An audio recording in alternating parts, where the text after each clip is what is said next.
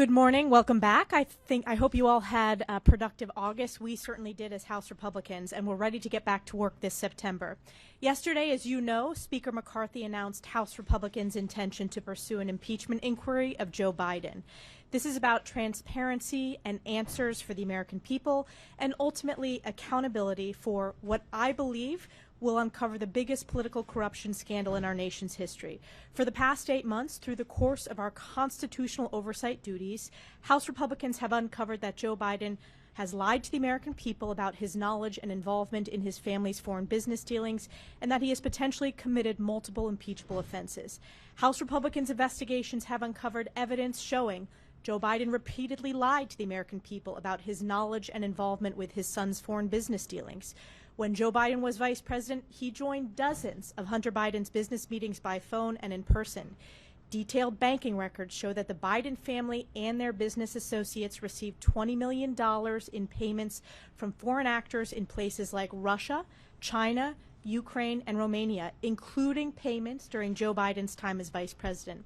More than 150 transactions involving the Biden family and other business associates were flagged as suspicious activity by U.S. banks.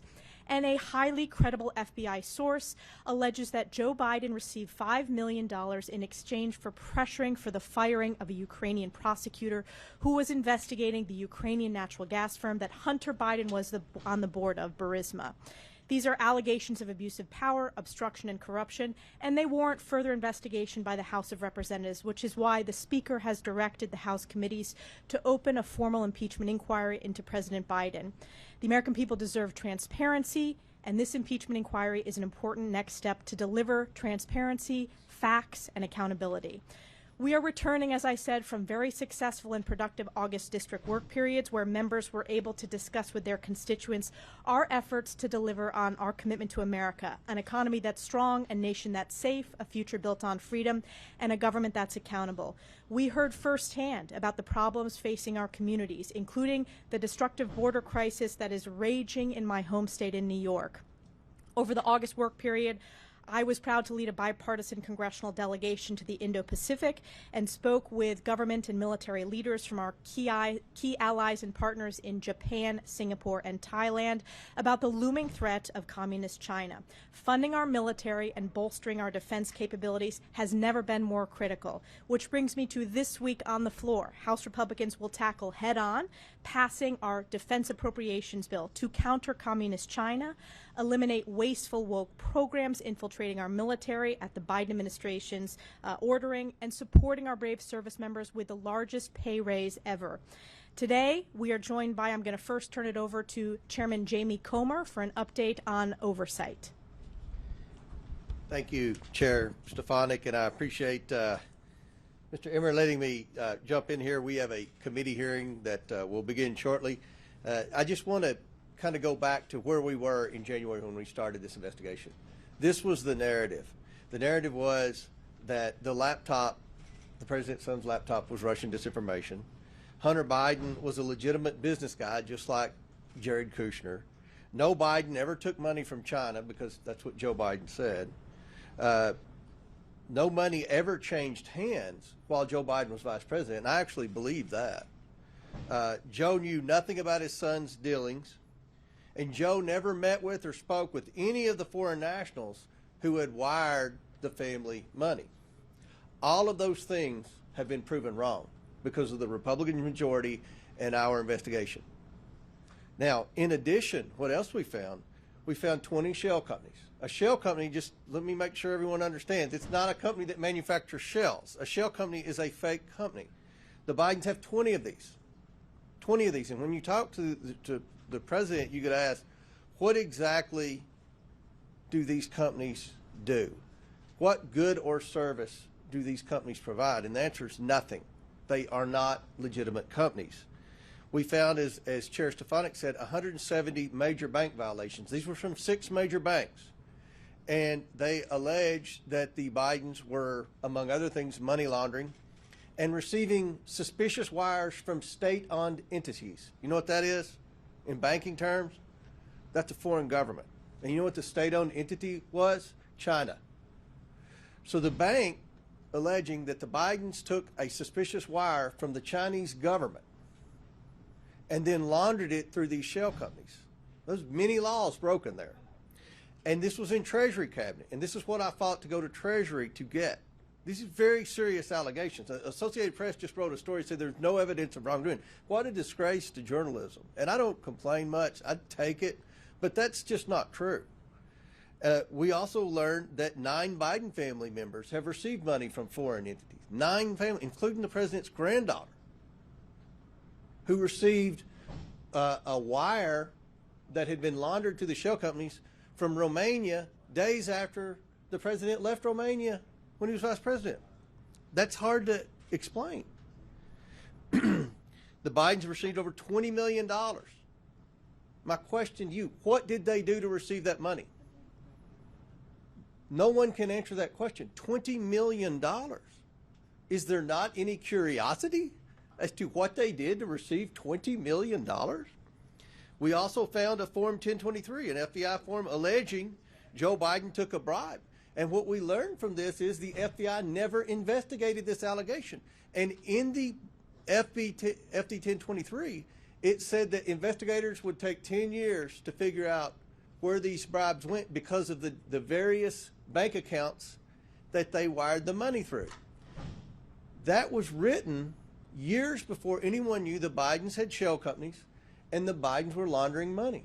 And what we see in the FBI form that no one ever investigated is a consistent pattern with what we found in Romania and China and other places. We also discovered that Joe Biden's used at least 3 pseudonyms on over 5,000 emails. We know one of these, his son was copied in a pseudonym that pertained to Ukraine. We've also just recently discovered an email from the State Department, from the Obama State Department, to Viktor Shokin, the prosecutor who Joe Biden fired in Ukraine in exchange for the $1 billion, praising him for the great work that he did. But there was this narrative that Joe Biden created that said Shokin was corrupt and he needed to go over there and be fired. But we have an email weeks before Joe Biden went over there praising Shokin for the good work he had done in reforming corruption from the John Kerry State Department. So we also have testimony from Devin Archer saying that at that same time period Joe Biden went to Ukraine to fire the prosecutor, that Hunter was being squeezed by the owners of Burisma to call D.C. for help. This is all in a timeline here. This is why Speaker McCarthy launched the impeachment inquiry. And I think the CNN poll 2 weeks ago that showed 63% of Americans believe Joe Biden was involved in his family's business schemes is reason why we should be investigating this. Moving forward, we have requested unredacted pseudonym emails from the National Archives. There are over 5,000 of those that we want to review. We have to get President Obama has to sign off on those, so he's supposedly reviewing them as we speak. We hope to get those. We hope to get the president's son and brother's personal bank accounts.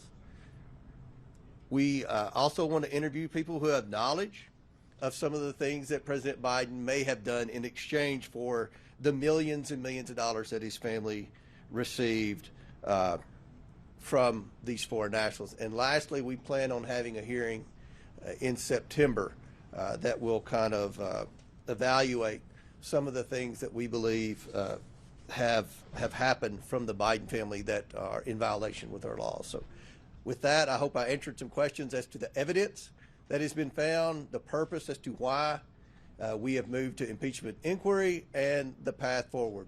What I said in January holds true to today. We are following the money, and we will see where that leads us. Thank you, and I yield back. Great. We'll now go to Ken Calvert, our Cardinal on Defense Appropriations. Thank you, Elise. We obviously have an appropriation bill up today, right after the rule. The defense bill is one of the most important bills that Congress will consider this year. As chair, I prioritize DoD funding on war-fighting mission instead of the culture wars. This bill increases funding to counter China, promote innovation, and eliminate bureaucracy. It enhances DoD's role in countering the dangerous flow of illegal drugs into our country, which is killing more Americans than any recent conflict. The bill also includes historic base pay increase an average of 30% for junior enlisted members. While the Biden administration is pushing their own social agenda on our military, this bill focuses DOD's leadership to get back to their job, protecting the United States and protecting our interests abroad. And we'll now hear from our whip, Tom Emmer. Thank you, Elise. Good morning. Hope you all had a successful and restful August. It's good to be back in the People's House, where House Republicans are ready to continue delivering on our promises to the American people. One important aspect of our common sense agenda is actually protecting Americans' financial privacy, particularly when it pertains to this lawless administrative state. That's why I reintroduced a bill yesterday called the Central Bank Digital Currency Anti-Surveillance State Act, which puts a check on unelected bureaucrats and ensures that the United States digital currency policy upholds our values of privacy, individual sovereignty, and free market competitiveness. Recent actions from the Biden administration have made it clear that they are not only itching to create a digital dollar, but they're willing to trade Americans' right to financial privacy for a surveillance-style CBDC. This bill ensures the future of crypto is in the hands of the American people, not the administrative state, by prohibiting the Federal Reserve from creating a tool with unfettered insight into Americans' financial data. If not open, permissionless, and private, like cash, a CBDC is nothing more than a CCP-style surveillance tool that can be weaponized to oppress the American way of life. We're not going to let that happen, not on House Republicans' watch. And I want to thank the Financial Services Committee for considering our bill this month, and we're going to continue working to ensure that the digital economy is designed by Americans and emulates American values. And I return it to the conference chair. Great. Happy to take questions. Yes. So yesterday, a lot of the Freedom Caucus folks said that they may not be voting in favor of the defense appropriations bill. As of right now, do you have enough votes to get the bill passed? And if not, what's the plan? Well, we can tell it's the first day of the week. This is always the question. We're going to work through the process as we have. We've been underestimated from the very beginning of this Congress. Our whip is doing a great job communicating with all of our members, and we're confident that we're going to continue to work through that and move forward the appropriations process. Yes. Thank you. We understand House Republicans plan to put the disaster supplemental spending request in the Homeland Security Appropriations bill that'll come to the floor, we believe next week. Senate Democrats aren't going to support that bill. The White House isn't likely to support that bill. Is there concern within the conference that this strategy is going to hold up disaster relief funding indefinitely, that communities that are responding to these extreme weather events say they need now? We are working through regular order, and I want to point out the Speaker traveled to Maui over the August recess. I also received a briefing when we were in Hawaii on the way to our Indo-Pacific delegation, and those conversations are ongoing with members to work through the appropriations process, but we're fully committed to making sure that we're working through that in regular order and getting all members' feedback. Let's take a step back here. In the past 8 years, the Senate has not worked through regular order when it comes to appropriations. They've always jammed the House with an omnibus, and because the House has been doing our job, we passed the Veterans Appropriations Bill and are working through regular order, and because of Speaker McCarthy's leadership, we feel that we're in a better place to continue to do work on behalf of the American people, and that includes disaster relief, but also making sure that important priorities like our defense spending, that we get that across the finish line. Yes, sir. Sure. I'm interested, how confident are you that House Republicans will be able to do their part to avert a government shutdown by the end of the month, and will that take a continuing resolution? We're just going to keep working with every single Republican member and try to keep doing the job that we've been doing. Great. Thank you.